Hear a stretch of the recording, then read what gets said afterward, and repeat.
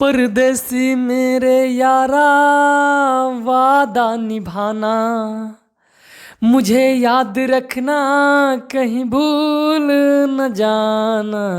परदेसी परदेसी जाना नहीं, मुझे छोड़ के मुझे छोड़ के परदेसी मेरे यारा वादा निभाना, मुझे याद रखना कहीं भूल न जाना। परदेसी परदेसी जाना नहीं, मुझे छोड़ के।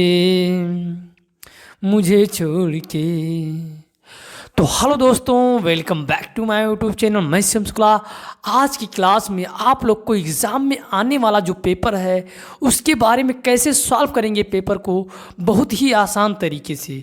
अगर कुछ नहीं आता तो कैसे सॉल्व करते हैं और टॉपर विद्यार्थी कैसे सॉल्व करता है, आइए उसके बारे में ट्रिक के माध्यम से आप लोग को एक तरीका आसान तरीके से सॉल्व करके दिखाते हैं और सीधा दिमाग में कमज़ोर से कमज़ोर विद्यार्थी के बैठाते हैं। अगर वीडियो पसंद आए तो वीडियो को लाइक ज़रूर कर देना, लाइक करके इसको शेयर कर देना ताकि सभी लोग इसको सीख पाएँ।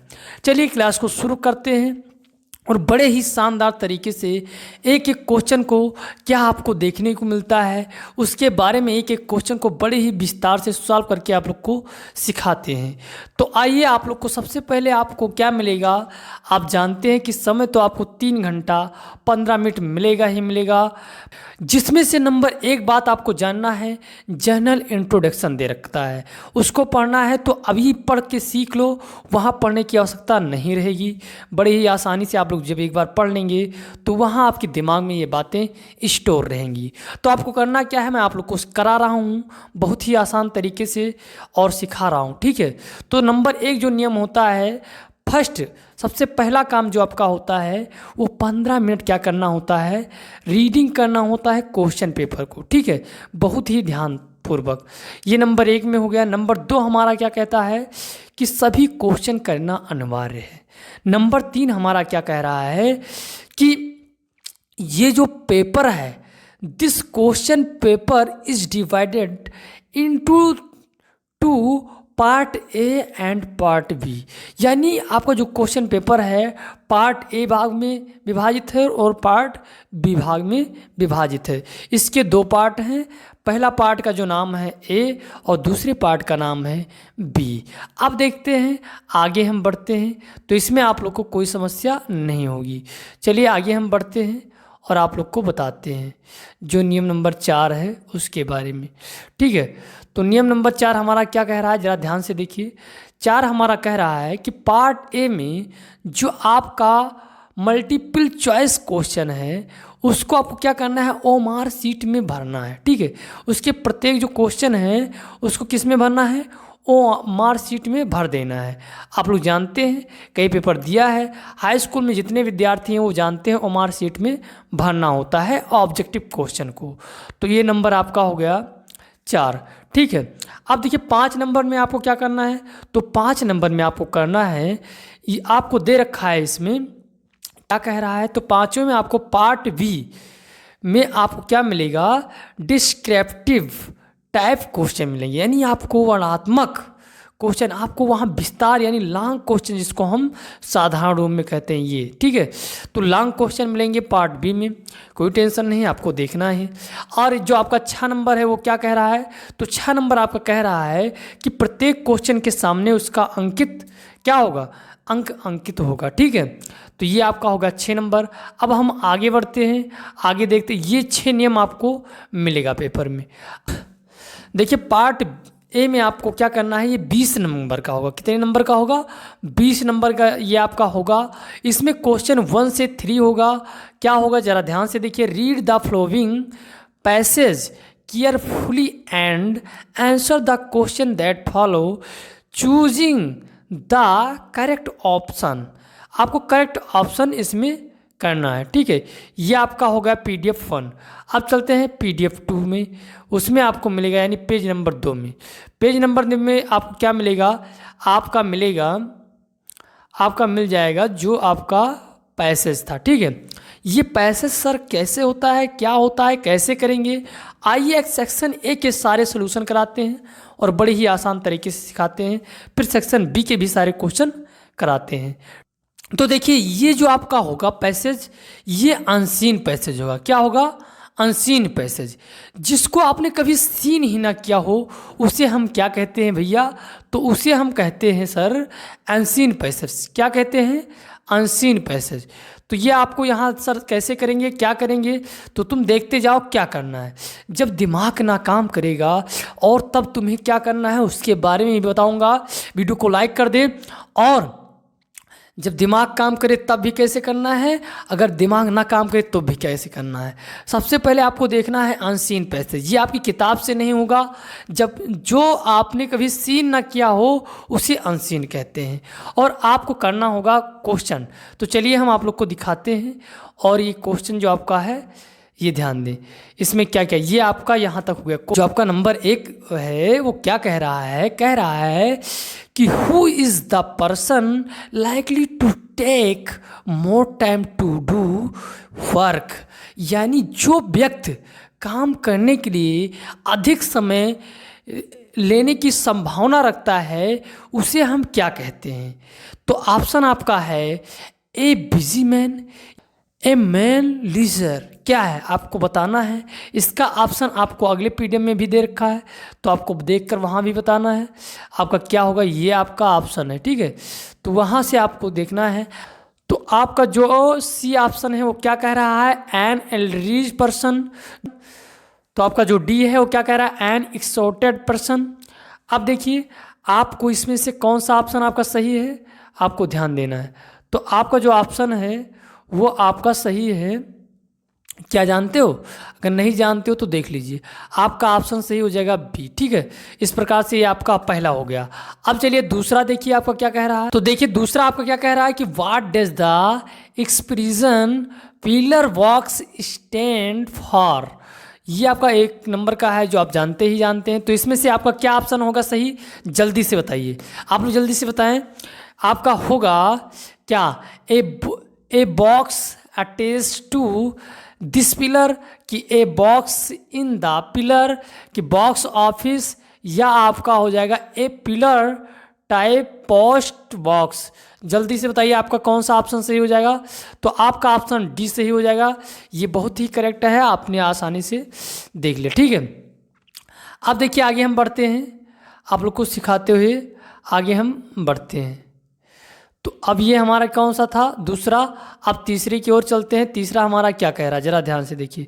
तो तीसरा हमारा भैया कह रहा है कि which word in the passage is opposite to the word idle, का क्या अपोजिट वर्ड होगा। ये सिंपल बता रहा है। पैसेज में दिया जो आइडल का अपोजिट वर्ड आपको बताना है। तो आइडल मिस होता है क्या? बेकार। अब यहाँ आपको क्या बताना है?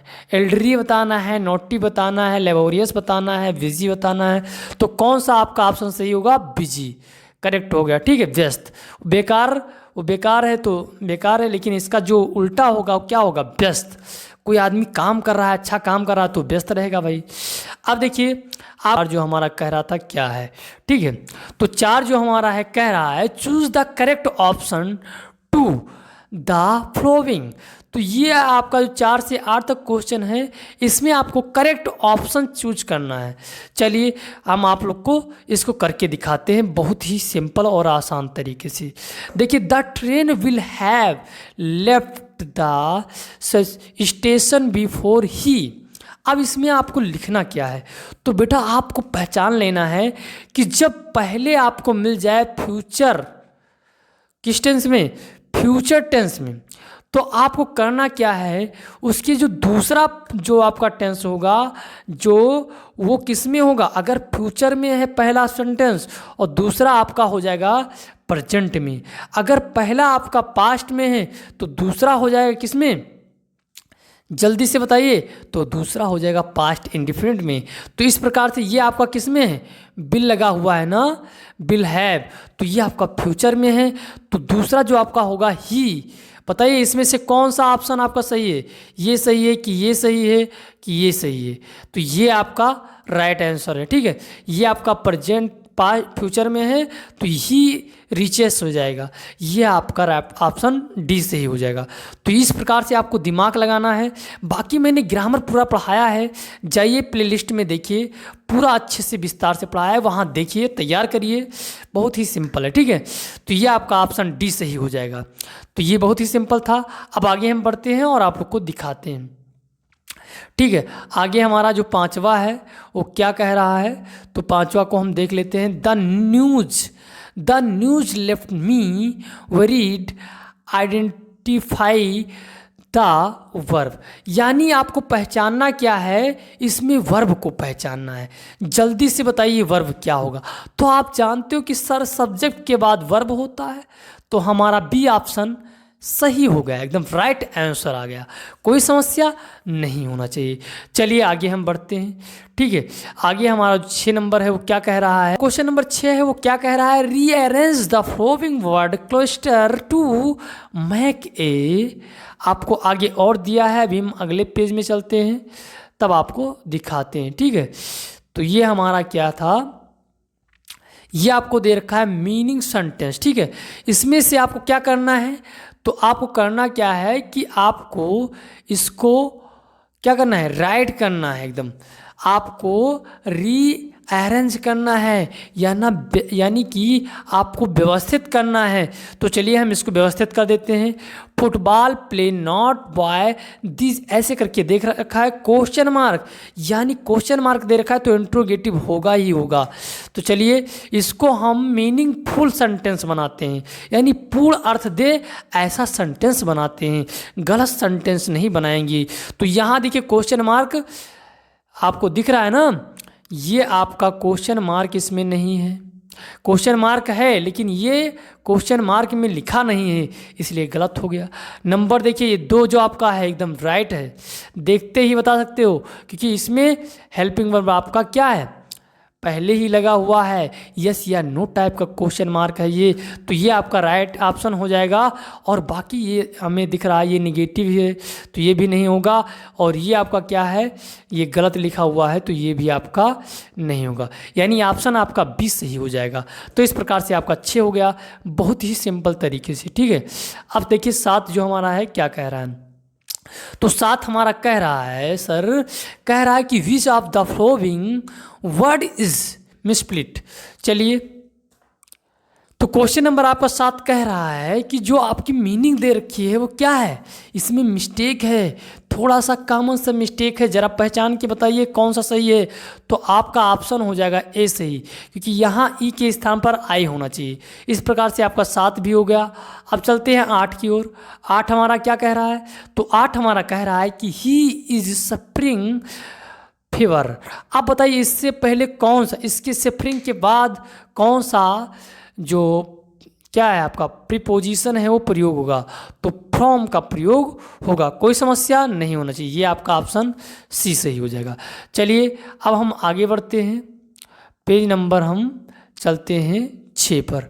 6 हमारा क्या है जरा ध्यान से देखिए, तो 6 हमारा क्वेश्चन नंबर जो आपका 9 से 10 तक है वो क्या कह रहा है, कैसे सॉल्व करना है। तो आपको दे रखा है the read the, question number जो आपका 9 और 10 है उसमें आपको क्या करना है जरा ध्यान से देखिए। तो read the passage given blue and answer the question that follow, ये आपको दे रखा है। चलिए इसमें आपको क्या करना है, ये आपके पैसेज से होगा, यानी आपकी किताब से होगा ये पैसेज, तो आपको ढूंढना है और बताना है। चलिए आगे हम बढ़ते हैं, तो आपको आंसर देना है इसमें। अब आगे हम बढ़ते हैं और आप लोग को एक एक करके भी समझाते रहेंगे। पहला क्वेश्चन आपको क्या दे रखा है कि आई हियर रिफर्स टू, यानी इसमें जो आपका आई है वो किसके स्थान पर आया हुआ है, ये प्रोनाउन जो है हमारा किसके स्थान पर आया है। तो आपको जान लेना है ये जो आपके लेखक हैं, कौन है, लेखक हैं, उनके लिए ये आई का प्रयोग किया गया है वो बता रहे हैं सब देखकर, क्या कर रहे हैं, वो बता रहे हैं सब देखकर, ठीक है। तो उनके लिए किया गया है, यानी वो कौन है, तो आपको बताना है एने फ्रैंक। क्या है, एने फ्रैंक। तो आपका ऑप्शन हो जाएगा कौन सा, सी आपका सही हो जाएगा, ठीक है। चलिए आगे हम बढ़ते हैं। तो आपका 10 नंबर आपका जो है वो क्या कह रहा है, तो कह रहा है कि her father immigrate to Holland, ठीक है। तो इसमें आपको कौन सा ऑप्शन सही है, तो चलिए हम आप लोग को दिखाते हैं। पीडीएफ इसमें आपको मिला होगा, ये देखिए, my father immigrated to Holland in 1933, ये आपको मिल गया ना। तो जब ये आपको मिल गया तब आप कह सकते हैं कि सर ये हमारा ऑप्शन हो जाएगा क्या, राइट हो जाएगा, कोई समस्या नहीं होना चाहिए। तो ये आपका राइट आंसर हो गया, ठीक है। इस प्रकार से ये आपका हो गया। अब चलते हैं अगले पेज, ये हमारा 6 हो गया। 7 पेज पर चलते हैं। 7वां पेज हमारा क्या कह रहा है, तो 7वें पेज में हमको दे रखा है 11 से 13, based on your understanding of prose lesson choose the correct option to answer the following question. यानी आपको प्रोज से क्वेश्चन, ऑप्शन वाला क्वेश्चन दे रखा है, बताना है कौन करेक्ट है। चलिए बहुत ही इजी तरीके से इसको भी हम निपटारा करते हैं। क्वेश्चन नंबर जो 11 है आपका क्या कह रहा है, how much many did लैंचो ask for, यानी लैंचो ने कितने मनी के लिए कहा या पूछा, ठीक है। तो आपको बताना है कि इसके बारे में कह रहा है, ठीक है।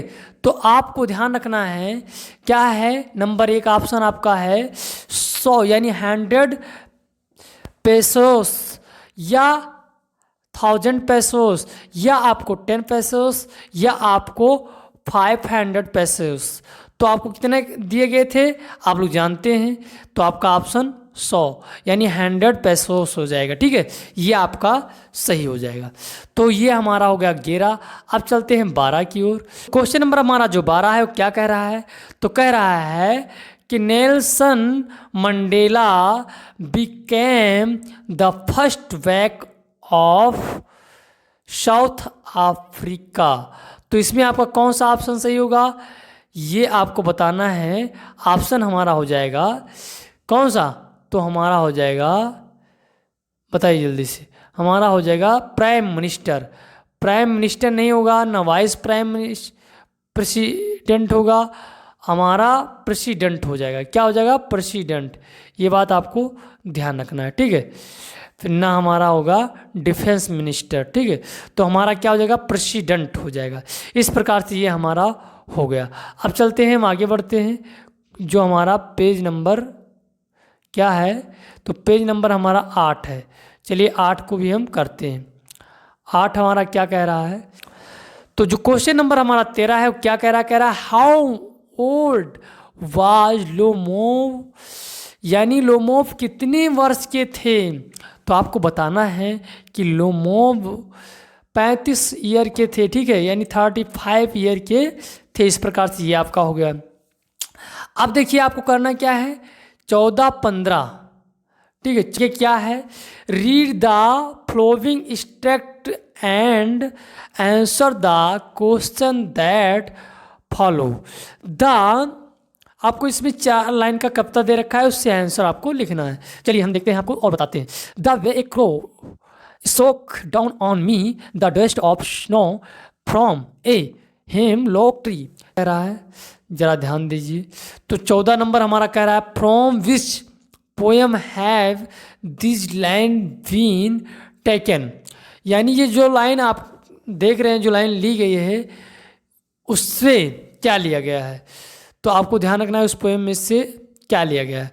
तो डेज ऑफ स्नो या फेयर एंड राइस आइस, या आपको क्या दिया हुआ है, जल्दी से बताइए।